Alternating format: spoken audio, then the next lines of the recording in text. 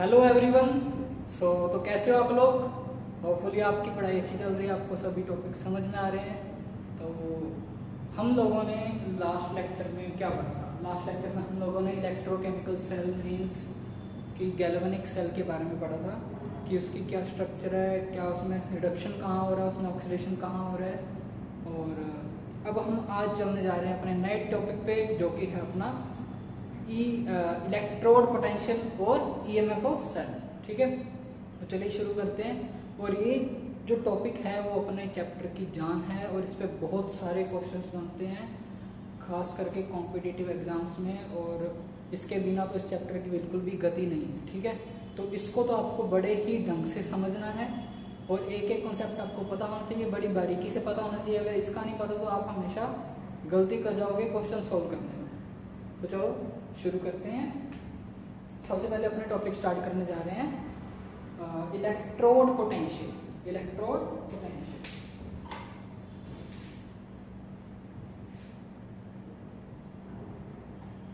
Electrode potential.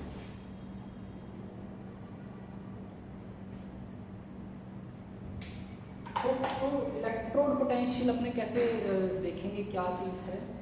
हम लोगों ने इलेक्ट्रोकेमिकल सेल में दो इलेक्ट्रोड्स लिए थे, दोनों अलग अलग कंटेनर में लिए थे। और जिस इलेक्ट्रोड को जिस सॉल्यूशन में डिप किया था उसके उसके आयंस भी थे। मान लो कि जिंक का अपनों ने इलेक्ट्रोड लिया था, जो जिंक रोड ली थी, उसको जिंक के ही सॉल्यूशन में, मतलब ZnSO4 के सॉल्यूशन में ही डिप किया था। मतलब कि इलेक्ट्रोड पोटेंशियल अपने को मेजर करना है, तो जिस मेटल का भी इलेक्ट्रोड ले रहे हैं तो उसके आयंस तो सॉल्यूशन में प्रेजेंट होने चाहिए। तो चलो देखते हैं कि मेटल की क्या टेंडेंसीज रहती है वो उनकी इलेक्ट्रोड को डिप किया जाता है। सो देखो, मान लो कि एक ये अपना कंटेनर है, एक ये थोड़ा सा ऊपर बनाओगे, काफी कुछ नीचे लिखना चाहिए।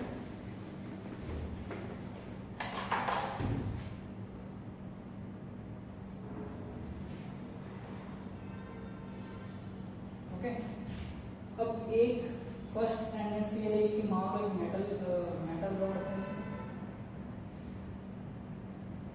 है ना, और उसका सॉल्यूशन उसमें डालो।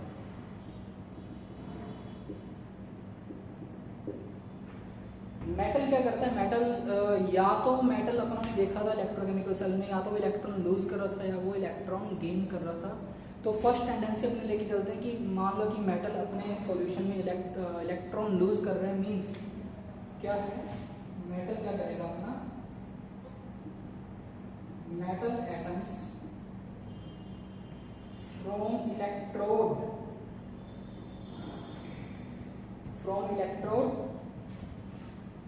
lose electrons, sorry, metal atoms from electrode go into solution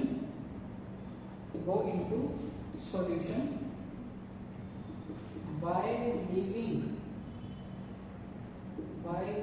electrons on the electrode।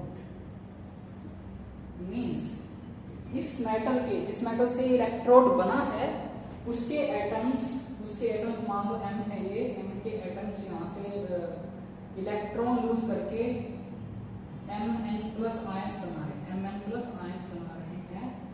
ठीक है, सॉल्यूशन में जा रहा है। और Mn+ आयंस कब बनेगा? जब वो इलेक्ट्रॉन लूज करेगा तभी तो उसकी पॉजिटिव ऑक्सीडेशन स्टेट आएगी। तो वो इलेक्ट्रॉन यहाँ पे इकट्ठे हो रहे हैं। ठीक है, मीन्स मेटल जो इलेक्ट्रोड पे इलेक्ट्रॉन छोड़ के ही जाएगा ना, तभी तो वो पॉजिटिव आयन बनेगा, कैटायन बनेगा। तो फर्स्ट टेंडेंसी तो ये होती है। तो इस प्रोसेस में क्या हो रहा है? लॉस ऑफ इलेक्ट्रॉन हो रहा है। इलेक्ट्रॉन जब लॉस होते हैं तो इस प्रोसेस को अपने क्या कहते हैं? ऑक्सीडेशन, है ना, ऑक्सीडेशन कहते हैं। तो फर्स्ट टेंडेंसी तो है कि जो मेटल है वो अपना इलेक्ट्रॉन लूज कर रहा है। इससे हो क्या रहा है? इससे इलेक्ट्रोड पे कौन सा चार्ज आ रहा है? इससे इलेक्ट्रोड पे नेगेटिव चार्ज आ रहा है। कैसे आ रहा है? क्योंकि वो अपने इलेक्ट्रॉन्स जो है, एटम है जो मेटल का, वो इलेक्ट्रॉन लूज करके किस पे? इलेक्ट्रोड पे खुद सॉल्यूशन में जा रहा है। तो मेटल इससे क्या हुआ? मेकिंग इलेक्ट्रोड नेगेटिवली चार्ज, है ना। सो इससे क्या हुआ, इससे अपना इलेक्ट्रोड है वो जो नेगेटिवली चार्ज हो गया। ठीक है, चलो अब हुआ क्या इस प्रोसेस में, इस प्रोसेस में अपना हो रहा है मींस अपना oxidation.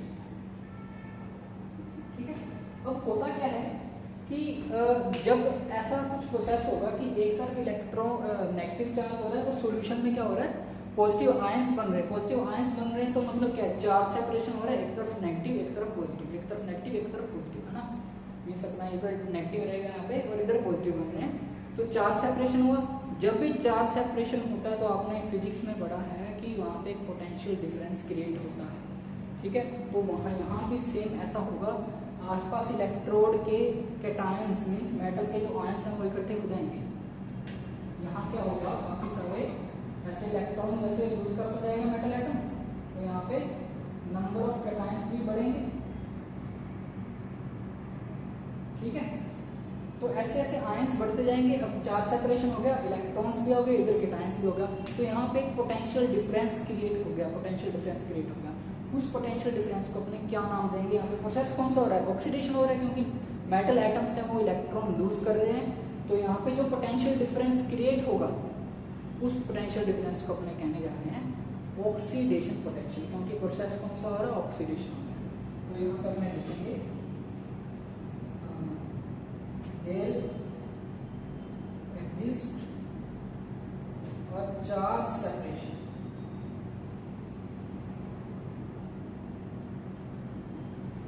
separation between metal electrode and solution, electrolyte solution, है ना। इलेक्ट्रोलाइट जो है, तो इस चार्ज सेपरेशन के कारण क्या हुआ, अपना पोटेंशियल डिफरेंस क्रिएट हुआ, और पोटेंशियल डिफरेंस क्रिएट हुआ तो उसको अपने नाम दे दिया ऑक्सीडेशन पोटेंशियल। सो दस क्रिएट अ पोटेंशियल डिफरेंस।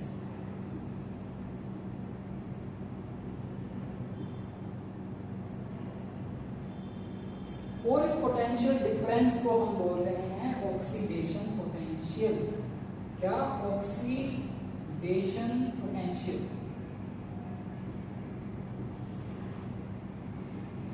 ठीक है, ओपी ठीक है, ऑक्सीडेशन पोटेंशियल। तो अभी अपने दूसरी टेंडेंसी की तरफ पढ़ने जा रहे हैं। आप मेरे को लग रहा है आपको समझ में आएगा और कुछ ज्यादा वो नहीं है, बट आपको तो इसका कॉन्सेप्ट समझना है कि वो चार्ज पोटेंशियल एक्चुअल में है क्या ना है। तो अगर अपने दूसरी टेंडेंसी देखते हैं, सेम यहीं पे होगा, तो जस्ट अपोजिट हो जाएगा। जैसे कि ये रहा अपना, जैसे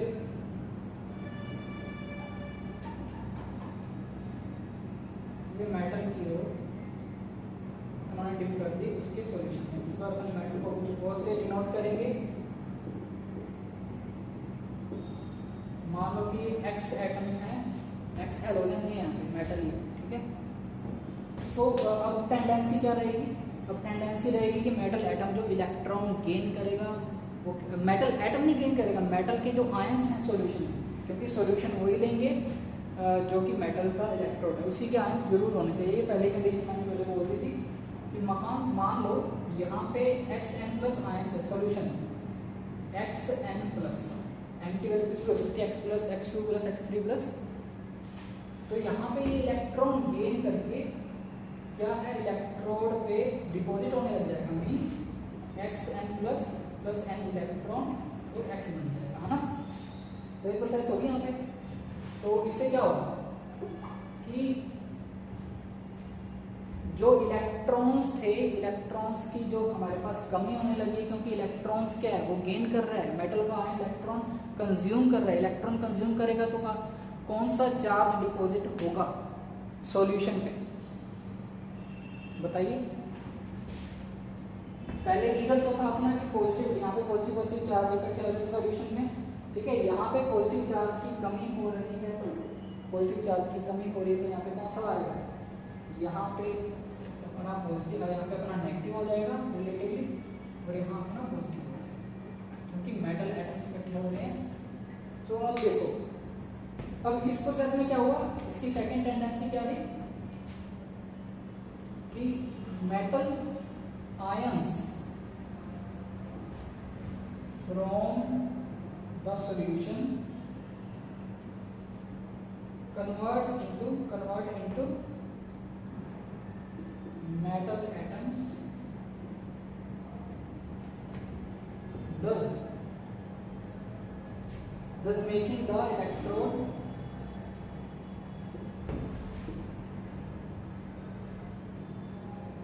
मीन्स कहने का मतलब ये है कि वो इलेक्ट्रॉन आएंगे कहाँ से, इलेक्ट्रॉन कहीं ना कहीं से तो इलेक्ट्रोड से ही आ रहे होंगे ना, उसको कहीं ना कहीं इलेक्ट्रॉन की सप्लाई होगी, तो इलेक्ट्रॉन कंज्यूम कर रहे हैं यहाँ पे जो मेटल का आयंस है।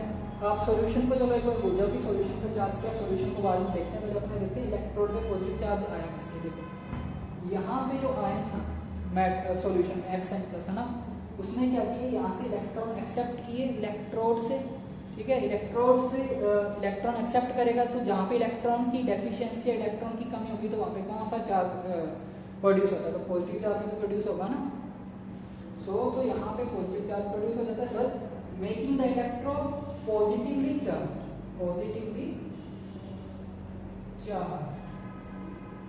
ठीक है। मतलब यहाँ पे क्या हुआ, रिडक्शन हुआ यहाँ पे। सो यहाँ पे भी एक चार्ज सेपरेशन था, ठीक है, चार्ज सेपरेशन था किसके बीच में, इलेक्ट्रोड और सॉल्यूशन के बीच में। तो यहाँ पे अपने X एटम्स डिपॉजिट हो रहे हैं, ठीक है। तो यहाँ पे भी जो नेगेटिव आयंस थे वो बढ़ेंगे सॉल्यूशन में रिलेटिवली, क्योंकि जो कैटायंस थे वो तो जाके इलेक्ट्रोड पे जाके डिपॉजिट हो रहे हैं। तो ये देखो, तो यहाँ पे भी अपना पॉजिटिव चार्ज और नेगेटिव चार्ज के बीच में एक चार्ज सेपरेशन हो रहा है, तो मतलब एक पोटेंशियल डिफरेंस क्रिएट होगा। वो पोटेंशियल डिफरेंस क्या होगा, अपना रिडक्शन पोटेंशियल होगा, जो कि हम देख चुके हैं कि प्रोसेस के बेस पे अपना इसको नाम दिया था, और प्रोसेस के बेस पे नाम दिया है तो आप देख लो कि यहाँ पे क्या हो जाएगा, रिडक्शन पोटेंशियल, ये अपना रिडक्शन पोटेंशियल हो जाएगा, जो कि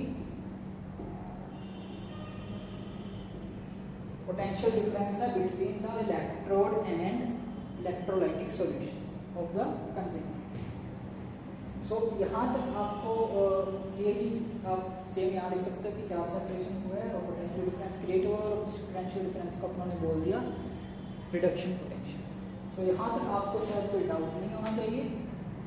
और अब अपने चलते हैं नेक्स्ट इसी को और इलेबोरेट करके कि how to represent the electrode potential, मतलब अपने को समझना कैसे है कि ऑक्सीडेशन पोटेंशियल दिया है या अपना रिडक्शन पोटेंशियल दिया क्वेश्चन में, तो उसको कैसे लिखना।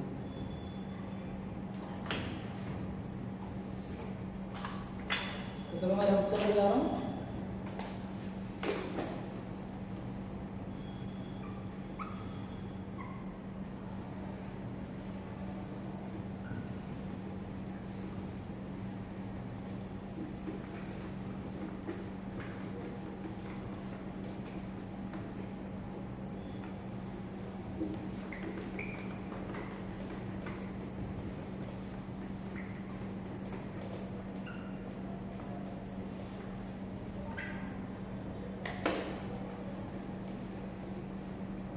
चलिए वापस पार्ट पे लेके चलते हैं। यहाँ पे अपना ऑक्सीडेशन पोटेंशियल है,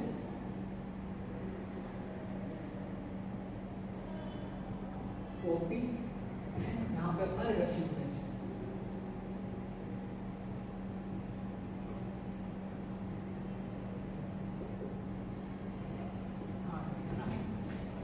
तो चलो ऑक्सीडेशन पोटेंशियल, अब इसको देखना कैसे, इसको ई से रिप्रेजेंट करते हैं, किसी भी इलेक्ट्रोड पोटेंशियल को ई से रिप्रेजेंट करते हैं। मान लो कि अपना m कन्वर्ट हो रहा है n प्लस में, m कन्वर्ट हो रहा है mn प्लस में, और यहाँ पे अपना जो x था वो कन्वर्ट हो रहा था xn प्लस x में, ठीक है। तो यहाँ पे इसने इलेक्ट्रोड लूज की, जो उसमें उस कंटेनर में जो इलेक्ट्रोड पोटेंशियल मतलब अपना ऑक्सीडेशन पोटेंशियल था, जो पोटेंशियल डिफरेंस था, उसको अपने रिप्रेजेंट करेंगे ऐसे ई, उसके यहाँ m converting into mn plus. So यहाँ से आपको पता लगेगा कि वो ऑक्सीडेशन पोटेंशियल है या रिडक्शन पोटेंशियल। यहाँ पे क्या हो रहा है, m की ऑक्सीडेशन स्टेट क्या है, जीरो ही होती है ना, कोई सिंगल एटम होता है तो, और यहाँ पे चार्ज क्या है, इसकी ऑक्सीडेशन स्टेट क्या है n प्लस, है ना, ये से n। तो यहाँ पे ऑक्सीडेशन हो रहा है, इसी से आपको पता चलेगा कि ई के जो नीचे लिखा है उसी से आपको पहचानना है। यहाँ पे कैसे लिखेंगे, ई एक्स की N plus converting into X, ठीक है। ऐसे आपको पहचानना है कि वो है क्या, रिडक्शन पोटेंशियल है या ऑक्सीडेशन पोटेंशियल है। इसी का मैं यहाँ पे ऑक्सीडेशन रिडक्शन पोटेंशियल ले सकता हूँ, ये क्या अपना ऑक्सीडेशन। तो अगर मेरे को इसको रिडक्शन पोटेंशियल में कन्वर्ट करना है तो कैसे करेंगे, इसको मैं लिख दूंगा with negative sign of E M,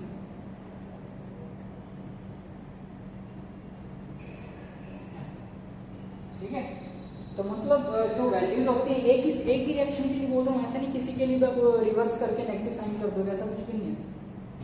बस एक ही रिएक्शन के लिए आपको ऑक्सीडेशन पोटेंशियल लिखना है तो आप ऐसे लिखोगे, उसको रिडक्शन पोटेंशियल में कन्वर्ट करना है तो आपको जस्ट साइन चेंज करना है, नेगेटिव को पॉजिटिव, पॉजिटिव को नेगेटिव। तो यहाँ पे भी अपना क्या था, अपना आरपी है रिडक्शन पोटेंशियल, और ये है अपना ओपी ऑक्सीडेशन पोटेंशियल। अब एक और टर्म आती है, आप पढ़ोगे कि स्टैंडर्ड इलेक्ट्रोड पोटेंशियल क्या होता है, स्टैंडर्ड इलेक्ट्रोड पोटेंशियल क्या होता है। चलिए उस पे चलते हैं। ये लिख लिया अपने standard electrode potential.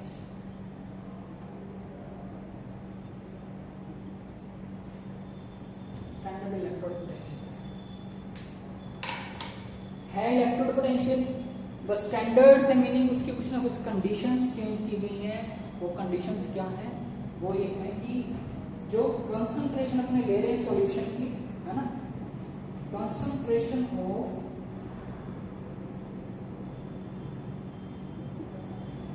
all species must be unity, unity means one, है ना। तो concentration unity का मतलब 1 m, 1 मोलर, 1 मोलर, है ना, 1 मोलर, 1 मोलर होनी चाहिए। या अगर आपका जो कंसंट्रेशन आपको गैस है, मान लो कि गैस है वो कोई स्पीशीज, तो उसको आपको मोलर की फॉर्म में नहीं लिखना, उसको आपको पार्शियल प्रेशर की फॉर्म में लिखना है। तो पार्शियल प्रेशर कितना होना चाहिए आपका 1 बार, सो 1 मोलर और 1 बार। तो ये आपकी फर्स्ट कंडीशन है कि कंसंट्रेशन उसमें 1 मोलर होनी चाहिए या 1 बार होना चाहिए। सेकंड है अपना टेम्परेचर का, टेम्परेचर कितना होना चाहिए 25 डिग्री सेल्सियस, 25 डिग्री सेल्सियस। अगर ये दो कंडीशंस पे अपना इलेक्ट्रोड पोटेंशियल मेजर किया है तो उसको अपने स्टैंडर्ड इलेक्ट्रोड पोटेंशियल कहेंगे, ठीक है। Means electrode potential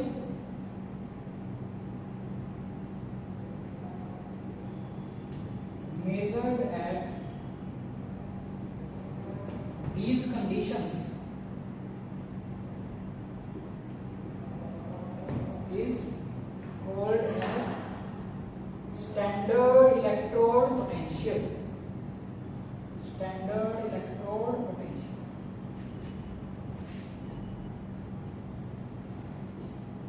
okay।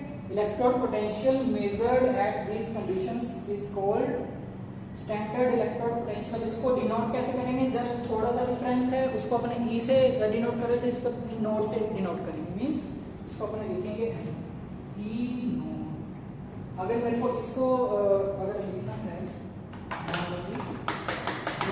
Oxidation potential, अगर मेरे को इसको स्टैंडर्ड फॉर्म में लिखना है तो इसको लिखूंगा ई नोट एम,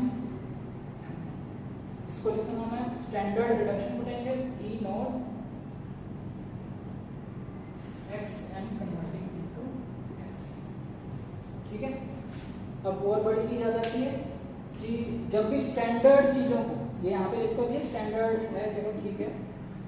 अगर अपने को स्टैंडर्ड इलेक्ट्रोड पोटेंशियल रिप्रेजेंट करना है तो IUPAC ने कहा था कि जो आपका रिडक्शन पोटेंशियल है वही आपका स्टैंडर्ड फॉर्म होगा इलेक्ट्रोड पोटेंशियल का। मींस कि जब भी आपको क्वेश्चंस में दिया जाएगा कि इलेक्ट्रोड पोटेंशियल ये आपको तो रिडक्शन पोटेंशियल लेके चलना है, उस इलेक्ट्रोड पोटेंशियल को रिडक्शन पोटेंशियल लेके चलना है। तो जब भी अपने आगे मेजर करेंगे इलेक्ट्रोड पोटेंशियल्स को, ये EMF ऑफ सेल भी मेजर करेंगे, तब अपने रिडक्शन पोटेंशियल लेके चलेंगे, चाहे ऑक्सीडेशन ही क्यों ना हो। उस ऑक्सीडेशन वाली रिएक्शन का अपने को जस्ट रिवर्स कर देंगे तो वो रिडक्शन पोटेंशियल बन जाएगा, ठीक है। तो ये हो गया अपना oxidation potential, standard oxidation potential, ये अपना स्टैंडर्ड सॉरी रिडक्शन पोटेंशियल, ये हो गया अपना SRP standard reduction potential, standard reduction potential SRP। तो कर देते हैं इसको अब।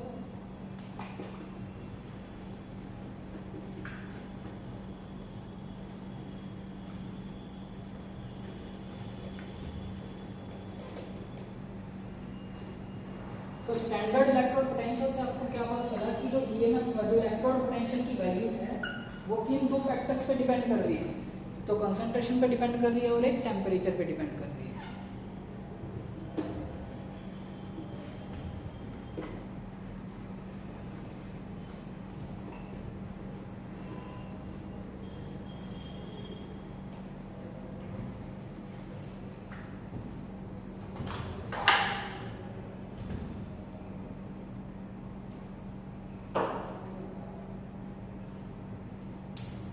अब अपने आते हैं सेल पोटेंशियल है क्या एक्चुअल में, सेल पोटेंशियल और ईएमएफ के बारे में पढ़ेंगे। सेल पोटेंशियल,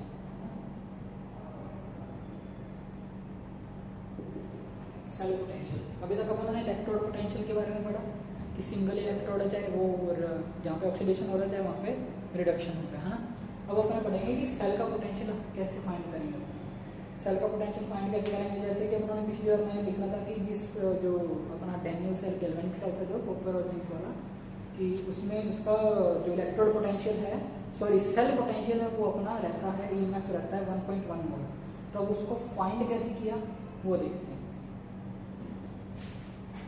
तो जब भी अभी अपन ने देखा था कि जो स्टैंडर्ड कंडीशन है अभी अपने को रिडक्शन पोटेंशियल कंसीडर करना है। रिडक्शन पोटेंशियल, रिडक्शन पोटेंशियल लेके चलेंगे हर जगह, चाहे आपको ऑक्सीडेशन पोटेंशियल दे दिया तो पहले आप उसको रिडक्शन पोटेंशियल में कन्वर्ट करो, फिर जाके आपको जो भी सॉल्व करना है उस क्वेश्चन को सॉल्व करो। चलो देखो, पहले अपना जो सेल था ये बना लेते हैं।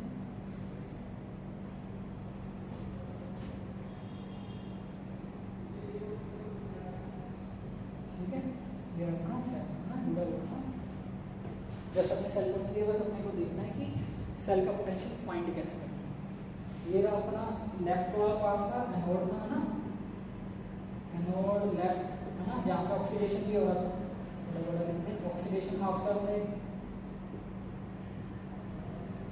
और ये लेफ्ट पार्ट में प्रेजेंट होता है ना, और ये अपना रिडक्शन ऑफ सेल है, और ये अपना राइट पार्ट में प्रेजेंट है। तो चलिए देखते हैं कि मान लो कि ये सेल है, दो इलेक्ट्रोड है, तो दो टाइप के अपने पास इलेक्ट्रोड पोटेंशियल है, तो इस सेल का पोटेंशियल फाइंड कैसे करेंगे, इन दोनों को अपने जोड़ दें।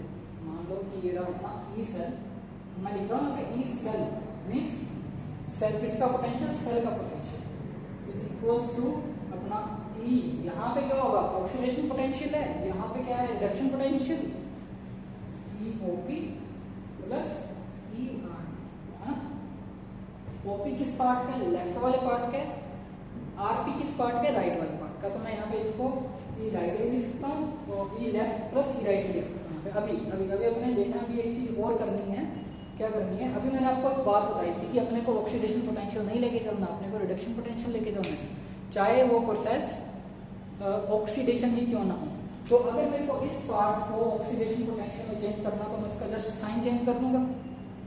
तो ये रहा अपना minus of E R P, sorry E लिखेंगे तो आप इससे कंफ्यूज मत होना कि कैंसिल आउट हो जाएगा ना। सो मैं इसको लिख देता हूँ, आर पी की जगह लिखूंगा ई लेफ्ट है ना, ई लेफ्ट प्लस ये तो ऑलरेडी रिडक्शन पोटेंशियल है, तो ये अपने इसको लिख देते हैं ई राइट। तो क्या होगा ये ई राइट माइनस ई लेफ्ट। तो ई सेल कैसे फाइंड करेंगे, ई राइट माइनस ई लेफ्ट। राइट मीन्स आपका कैथोड, राइट मीन्स जहाँ पे रिडक्शन हो रहा है, रिडक्शन कहाँ पे होता है, कैथोड पे होता है, तो अपना क्या है कैथोड है, और ये अपना क्या है एनोड। ठीक है, सो आपको जस्ट याद रखना है, या मैं इसको लिखूंगा E cell is equals to E cathode minus E anode, ठीक है। और ध्यान रखना अपने को लेना क्या है यहाँ पे लेना क्या है, रिडक्शन पोटेंशियल। रिडक्शन पोटेंशियल की टर्म्स में लेंगे,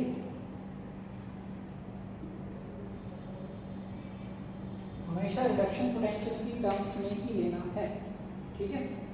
तो अपने ऐसे ई सेल फाइंड कर सकते हैं। अगर मैं बताऊं कि स्टैंडर्ड सेल पोटेंशियल कैसे फाइंड करेंगे, स्टैंडर्ड सेल पोटेंशियल फाइंड करेंगे, जस्ट अपने को क्या वो कंडीशंस चाहिए कि हाँ जो यहाँ पे कंसंट्रेशन दी जाएगी सॉल्यूशन की वो 1 ml हो या 1 bar हो, अगर गैसेस स्टेट है तो यहाँ पे अपने जस्ट इसको ई नोड ऐसे लगाते हैं स्टैंडर्ड केस में, अगर स्टैंडर्ड मेजर करना है तो, ठीक है, और कोई भी डिफरेंस नहीं है।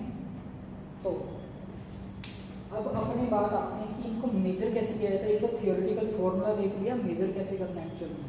चलो मेजर कैसे किया जाता है, अपने प्रैक्टिकली फील्ड में आएंगे तो मेजर करना कैसे, तो चलो देखते हैं। मेजरमेंट ऑफ इलेक्ट्रोड, अभी इस पे बहुत सारे क्वेश्चंस करेंगे, चलिए एक आधा क्वेश्चन कर लेते हैं पहले। अभी आपको फॉर्मूला भी याद चाहिए, P cathode minus E anode, वही अपना सिंपल सा सेल ले लेते हैं कॉपर जिंक वाला, कि मान लो कि उन्होंने दे दिया कि zinc converting Zn is equals to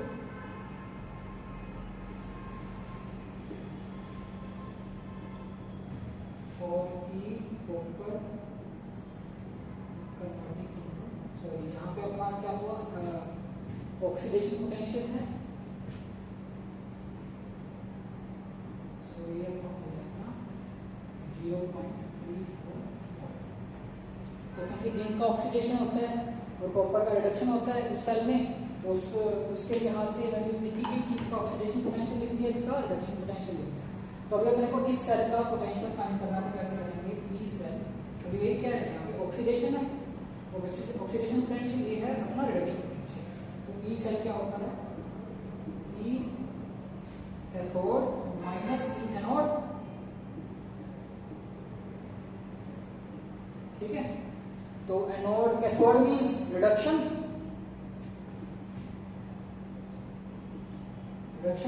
कितना पोटेंशियल 0.34, ओके। अब ई एनोड की बात आए तो anode means oxidation, oxidation means zinc वाला। पर अभी अपनों ने एक बात पढ़ी थी कि अपने को पोटेंशियल लेना है रिडक्शन पोटेंशियल की टर्म्स में, चाहे अपना ये ऑक्सीडेशन पोटेंशियल था वो इसको अपने कन्वर्ट कर देंगे कैसे, और रिडक्शन पोटेंशियल में -0.76 वोल्ट, है ना। तो जब भी ई सेल फाइंड करना आपको रिडक्शन पोटेंशियल की टर्म्स में लेना है, एनोड कैथोड दोनों को, माइनस और माइनस 0.76, ओके। क्या बन जाएगा 0.34 प्लस 0.76, ये आ गया आपका 1.1 वोल्ट, आपका ई सेल आ गया 1.1 वोल्ट। सो ऐसे मेजर किए जाते हैं।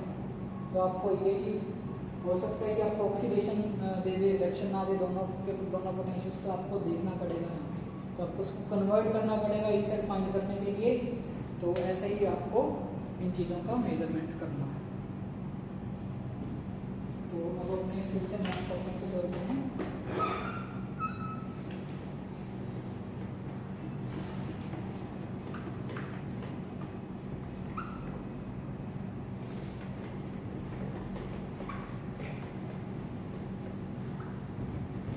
Measurement of electrode potential, measurement of electrode potential का लिखा हुआ है, ये हो जाएगा ना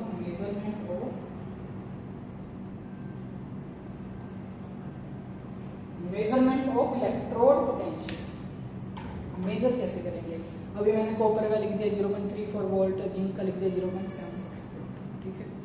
चलो ठीक है, अब मान लो कि ये अपना कंटेनर है, वही बात कि इसमें कोई ना कोई पोटेंशियल डिफरेंस क्रिएट हो रहा है, ठीक है, हो रहा, चलो ठीक है। बट आपने फिजिक्स में एक चीज पढ़ी थी इलेक्ट्रोस्टैटिक्स, जो आपका सेकंड पार्ट आता है पोटेंशियल वाला, कि पोटेंशियल की एब्सोल्यूट वैल्यू कभी भी मेजर नहीं कर सकते थे। पोटेंशियल की एब्सोल्यूट वैल्यू नहीं कर सकते, हमेशा अपने को कोई ना कोई रेफरेंस चाहिए। जैसे मैं कह दूंगा ना कि मैं इंटेलिजेंट हूँ, बट किससे ज़्यादा इंटेलिजेंट हूँ, इससे इससे किससे, आपसे या इससे। तो वैसे ही पोटेंशियल भी हमेशा रिलेटिवली मेज़र किया जाता है। अब मैं एक कंटेनर, एक रिएक्शन का पोटेंशियल कैसे मेज़र कर लूँगा, आप भी बताओ ना। तो मेरे पास कोई ना कोई रेफरेंस होना चाहिए। इन कॉपर और जिंक के पोटेंशियल्स की वैल्यू कैसे फाइंड की गई, 3.34 वोल्ट, 0.76 वोल्ट कैसे आई। तो अपने पास कोई ना कोई ऐसा रेफरेंस होना चाहिए जिसको देख के अपना इसका जो पोटेंशियल सेल जो इलेक्ट्रोड का पोटेंशियल मेजर किया, ठीक है। तो अपने कभी भी एब्सोल्यूट वैल्यू नहीं फाइंड कर सकते, ये याद रखना हमेशा। ये स्टेटमेंट पूछ सकते हैं कि absolute value of electrode potential can be measured, तो ये बिल्कुल गलत स्टेटमेंट है, ठीक है। अल्जर्सन रीजन में पूछ सकते हैं आपसे, या नॉर्मल स्टेटमेंट वाले क्वेश्चन में भी पूछ सकते हैं। तो ये था अपना मामला की कंटेनर है। अब अपने पास इसका पोटेंशियल डिफरेंस क्रिएट, जो पोटेंशियल डिफरेंस इसमें क्रिएट हुआ उसको मेजर करने के लिए एक अलग से रेफरेंस लेना पड़ेगा। जैसा कि आपने फिजिक्स में एक चार्ज लिया क्यू और एक इन्फिनिटी पे कोई ना कोई चार्ज ले रहे थे, है ना, कि उसका पोटेंशियल आप जीरो लेके चल रहे थे इन्फिनिटी वाले का, फिर आप इसका और उसका माइनस करते फिर इसका आपको पोटेंशियल मिलता है ना। तो वैसा ही यहाँ पे कुछ आपको करना पड़ेगा। तो एक नया इलेक्ट्रोड अपने को लेके आना पड़ेगा, कोई ना कोई और इलेक्ट्रोड लेके आना पड़ेगा, तभी तो अपने पास रिलेटिवली पोटेंशियल्स हो जाएंगे, तो तभी उनका डिफरेंस अपने फाइंड कर सकते हैं। तो ये देखिए, तो अब उसके लिए एक अपने पास आया, पहले तो लिख देते हैं कि absolute value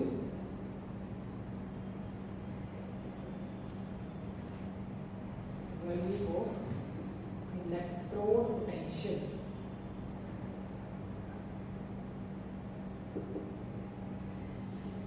can not be measured, it is always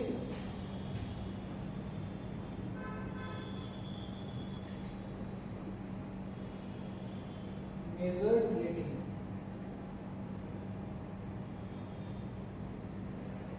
relatively means किसी के सापेक्ष, किसी के रिलेट में अपने उसको फाइंड आउट कर रहे हैं। तो अब अपने को कोई ना कोई और इलेक्ट्रोड लेके आना है, तो अब अपने इलेक्ट्रोड लेके आ रहे हैं नया, जिसका नाम है आपका स्टैंडर्ड हाइड्रोजन इलेक्ट्रोड SHE। तो इसके बारे में आपको पूरी तरह जानना पड़ेगा। SHE क्या है, जनरली इसके इलेक्ट्रोड का पोटेंशियल हम जीरो मान के चलते हैं, जीरो मान के चलते हैं, ठीक है। तो अब किसी भी पोटेंशियल, किसी भी इलेक्ट्रोड का पोटेंशियल मेजर करना तो अपने पास स्टैंडर्ड हाइड्रोजन इलेक्ट्रोड लेंगे, उसके साथ जोड़ेंगे, तो जो भी डिफरेंस आएगा, डिफरेंस तो क्या आएगा, उसकी वैल्यू आ जाएगी, क्योंकि अपने इसको जीरो मान के चल रहे हैं, मान के चल रहे हैं, याद रखना, होती नहीं है, होती कुछ भी नहीं है, क्योंकि एब्सोल्यूट वैल्यू तो हाइड्रोजन इलेक्ट्रोड की भी नहीं फाइंड कर सकते अपने।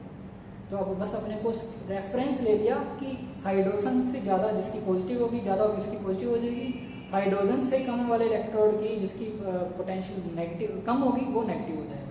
मीन्स ये एक दायरा है, इससे अगर ऊपर आप चल जाते हो तो आप अमीर हो, इससे नीचे चले जाओगे तो आप गरीब हो, है ना। तो वही चीज़ यहाँ पे इम्प्लीमेंट की जाती है। तो अपने को एक इलेक्ट्रोड लेना है to measure electrode potential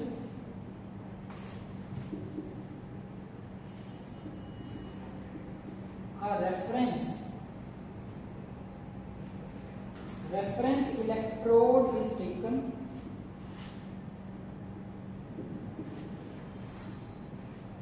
which is standard hydrogen electrode, standard hydrogen electrode. अब ये थोड़ा सा देख लेते हैं कि स्टैंडर्ड हाइड्रोजन इलेक्ट्रोड है क्या अपना, ठीक है। इस इलेक्ट्रोड को देख लेते हैं, ये रहा आपका स्टैंडर्ड हाइड्रोजन इलेक्ट्रोड, ये रहा कंटेनर, इसमें प्लैटिनम कोटेड इलेक्ट्रोड उन्होंने शिफ्ट किया, है ना।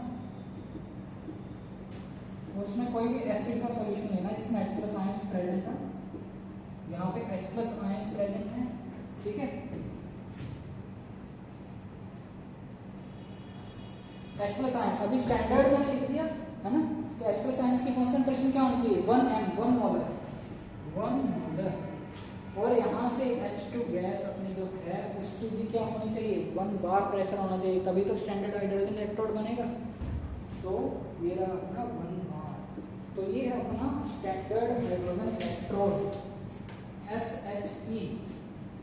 ठीक है, तो अब ये इंपॉर्टेंट क्यों है, क्योंकि प्रैक्टिकली जब भी आप इलेक्ट्रोड पोटेंशियल मेजर करोगे तो आपको एक और इलेक्ट्रोड चाहिए जिसको आप रेफरेंस लेके चलोगे, तो वो है अपना स्टैंडर्ड हाइड्रोजन इलेक्ट्रोड। यहाँ पे H प्लस है वो H2 में कन्वर्ट हो रहे हैं, कैसे कन्वर्ट हो रहे हैं, H plus plus electron and half H2 है ना।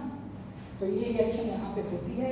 ये जो इलेक्ट्रोड है वो प्लेटिनम कोटेड है, तो इसको अपने जब भी लेंगे इसको अभी रिप्रेजेंटेशन भी देखेंगे, इसकी रिप्रेजेंटेशन कैसे की जाती है। तो अब देखो इसकी रिप्रेजेंटेशन कैसे करेंगे। अब जब अपने को इस सेल का मतलब अपना ये अननोन है, जो अननोन पोटेंशियल है, इसका मेजरमेंट करना है तो इसको भी साथ में लेना पड़ेगा। अब इसको एनोड पे लेंगे कैथोड पे। अब अपने को इसका पोटेंशियल फाइंड करना, तो हमने देखा था कि रिडक्शन पोटेंशियल फाइंड करेंगे तो रिडक्शन क्या होता है, कैथोड बनता है हमेशा। तो हम जो स्टैंडर्ड हाइड्रोजन इलेक्ट्रोड है उसको एनोड की फॉर्म में लेके चलेंगे। ठीक है, ये रिएक्शन आपको समझ में आ गई कि ये जो थी इसको बहुत अच्छे से लिखें। तो ये अपना 1N, ये अपना 1 बार है ना। तो अपने देखते हैं कि कैसे सेट करेंगे। होपफुली स्टैंडर्ड हाइड्रोजन इलेक्ट्रोड में आपको कोई डाउट नहीं होना चाहिए। फिर से अपने इसको लिखते हैं।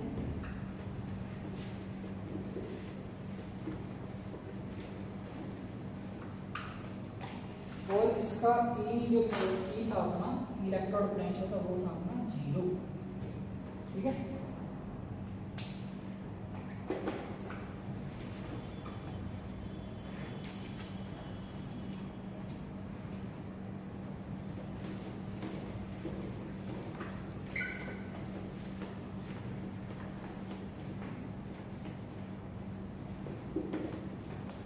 जल्दी देखते हैं। ये देखो ये अपना वो इलेक्ट्रोड, जिसका अपने को इलेक्ट्रोड पोटेंशियल फाइंड करना है। ये रहा अपना स्टैंडर्ड हाइड्रोजन इलेक्ट्रोड। इसको अपने एनोड की फॉर्म में लेंगे तभी इसको कैथोड, इसको एनोड।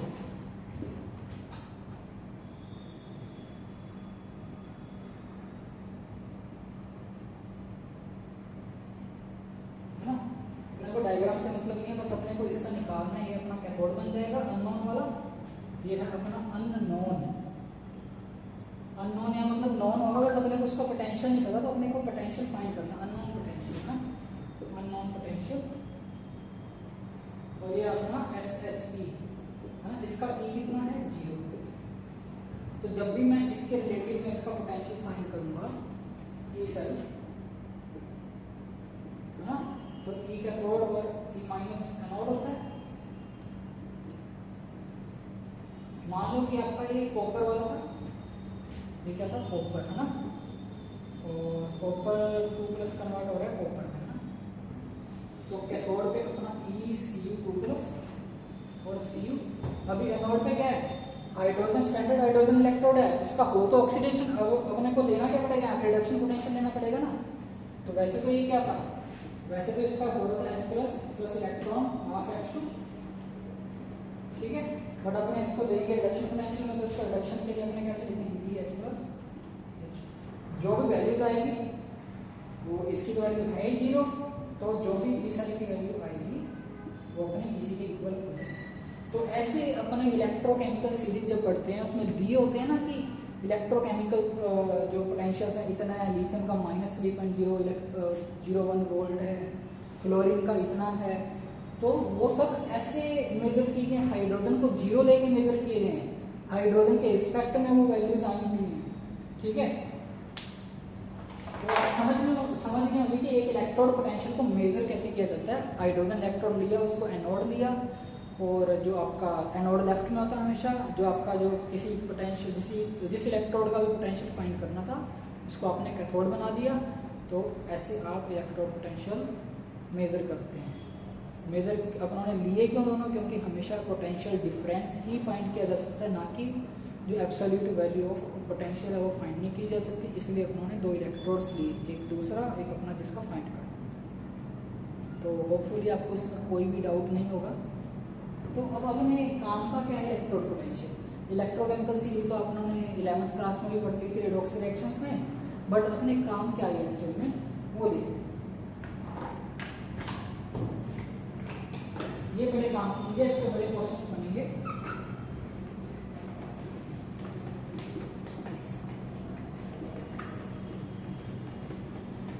इसको बड़ा ध्यान से समझिए।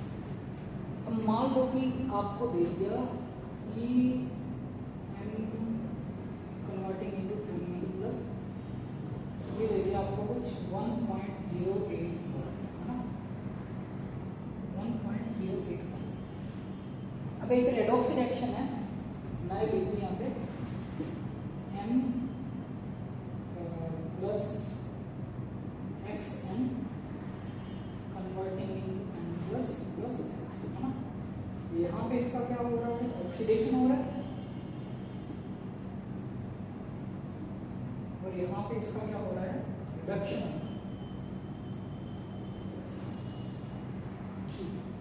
तो ये चीज तो आपको समझ में आती है कि ऑक्सीडेशन क्या होता है और रिडक्शन क्या होता है। और ये भी आपको पता है कि जो ऑक्सीडेशन, जिसका ऑक्सीडेशन हो रहा है वो क्या होता है, वो अपना होता है रिड्यूसिंग एजेंट।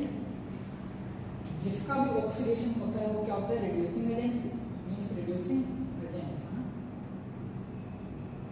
तो जिसका भी रिडक्शन हो रहा होता है वो क्या होता है आपका ऑक्सीडाइजिंग एजेंट। क्यों कहते हैं ऐसा इसको, वैसे तो आप लोग पढ़ चुके हो। क्योंकि ये ऑक्सीडाइज हो रहा है तो इलेक्ट्रॉन दे रहा है, इलेक्ट्रॉन देके दूसरे को रिड्यूस कर रहा है, तभी इसको रिड्यूसिंग एजेंट कहते हैं। और जिसका रिडक्शन हो रहा है वो इलेक्ट्रॉन ले रहा है, वो इलेक्ट्रॉन किसी से लेगा तो मतलब दूसरे का ऑक्सीडेशन करेगा, तो उसको अपने ऑक्सीडाइजिंग एजेंट कहते हैं। तो ठीक है, चलो अब मान लो आपको दे दिया E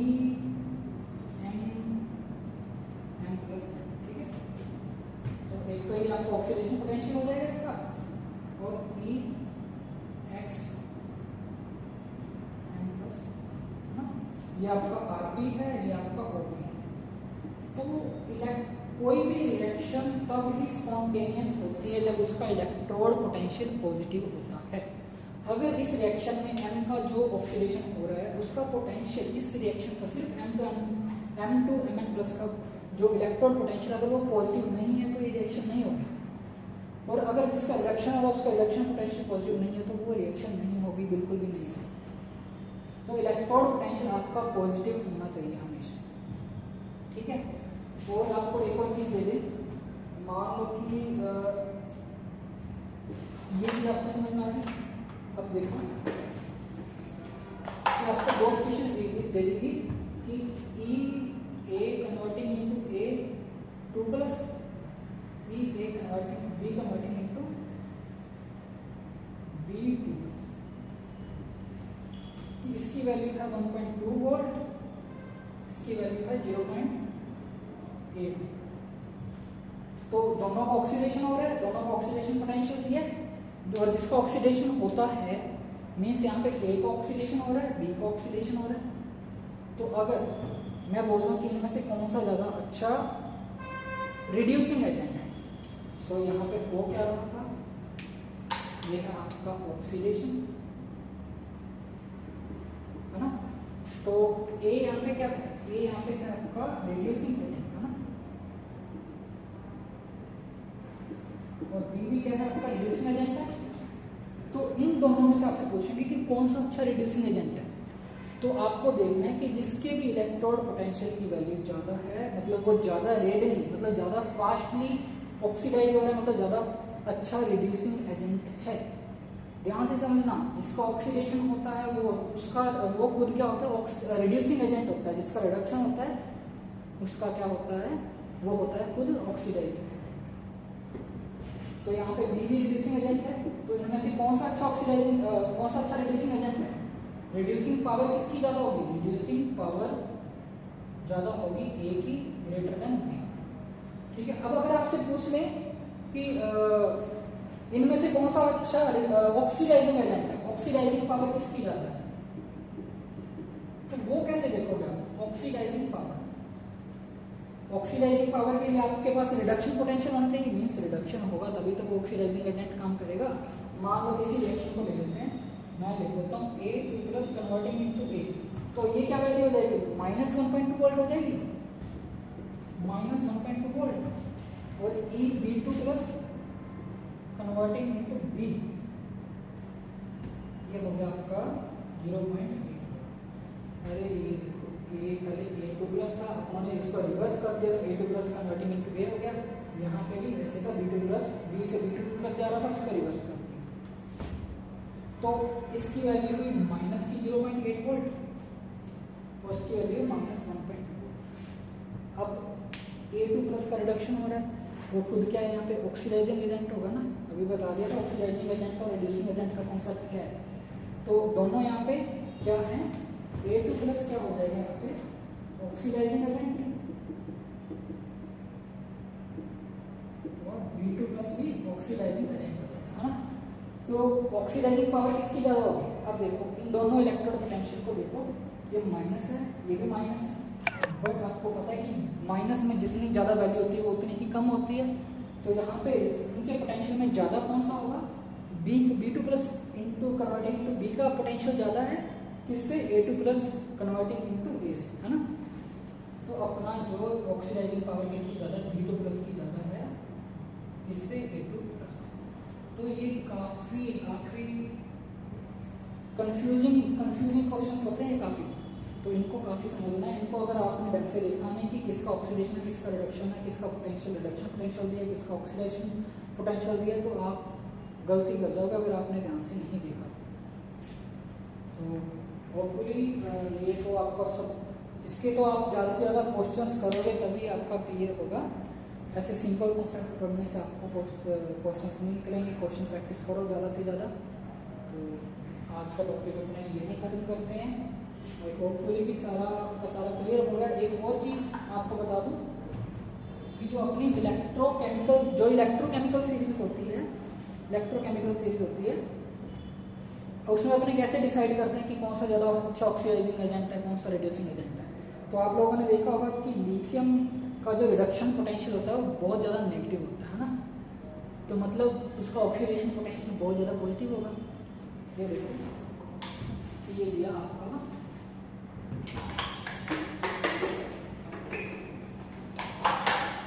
lithium plus converting into lithium, तो बाय गेटिंग इलेक्ट्रोड ये है -3.01 वोल्ट, है ना।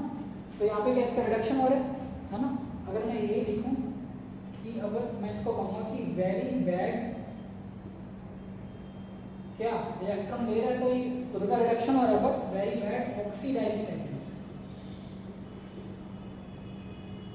But very poor oxidising agent, very good